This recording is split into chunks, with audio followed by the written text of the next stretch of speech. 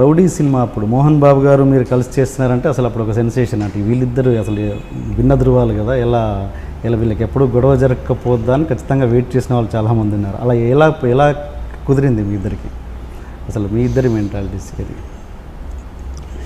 ఇప్పుడు first of all ఆయన mentality నాకు తెలీదు, నాకు తెలిసిన ఆ మెంటాలిటీ ఆయనకు తెలీదు.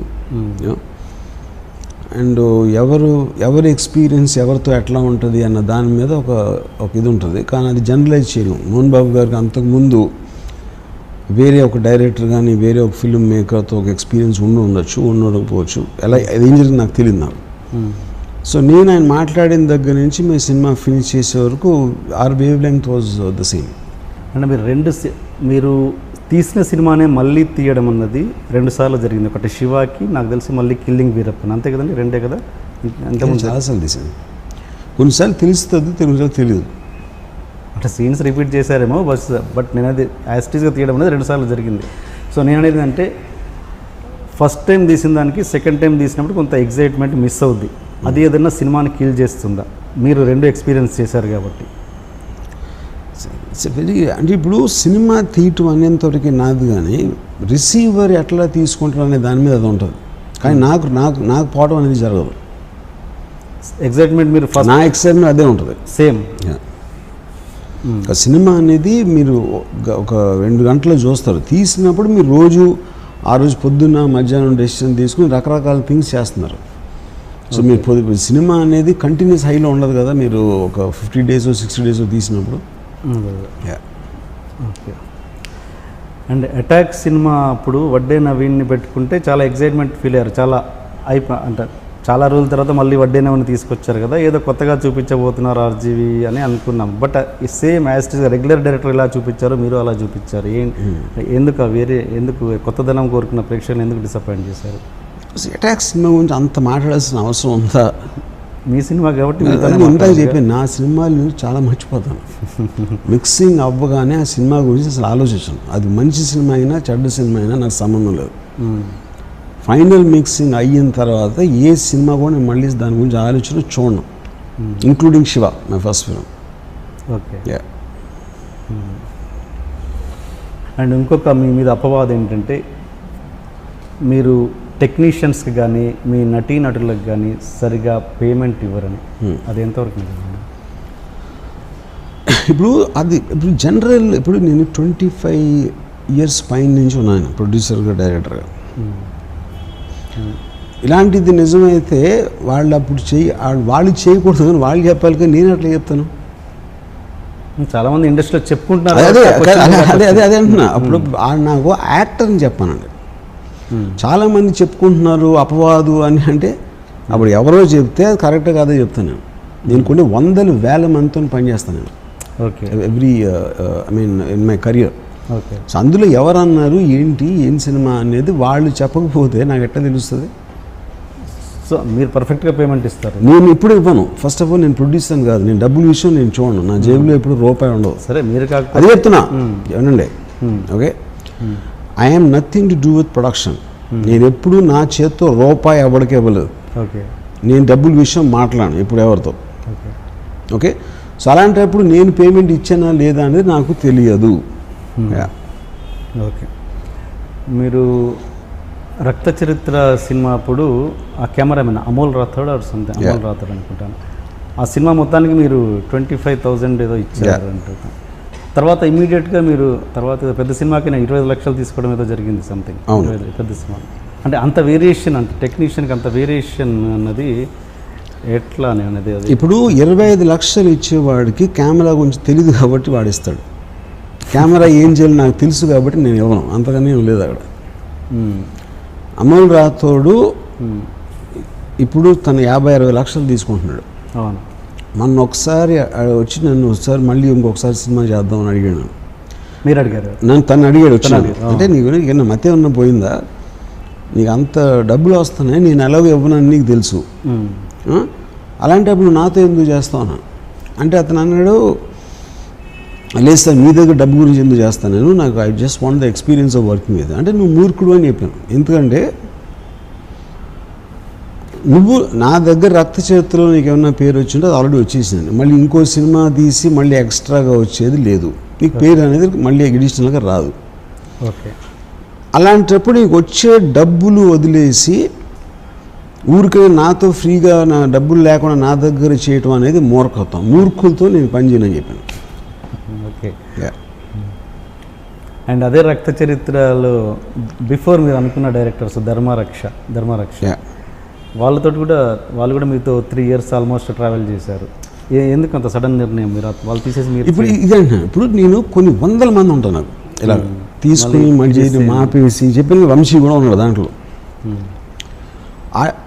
ఏ టైంలో నేను ధర్మరక్షతో మాట్లాడానో దానికి నేను ఫైనల్గా తీసిన సినిమాకి సంబంధం లేదు. ఒక ఐడియా ఉన్నప్పుడు ఎవరితోనూ మాట్లాడతాం. ఓకే. ఇలా తీస్తే అట్లా ఉంటుందని తో వాళ్ళు ఏదో మాట్లాడారు.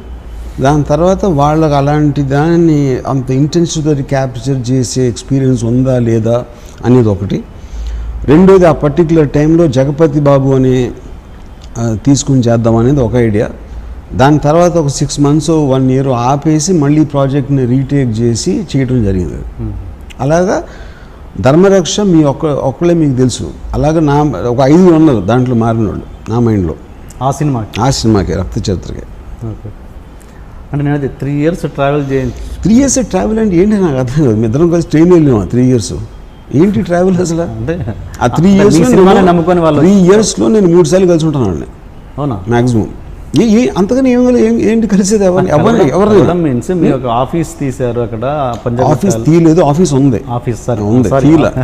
ఆఫీస్ ఉంది. వీళ్ళు అందులో రావడం అలా 2 years జరిగింది కదా.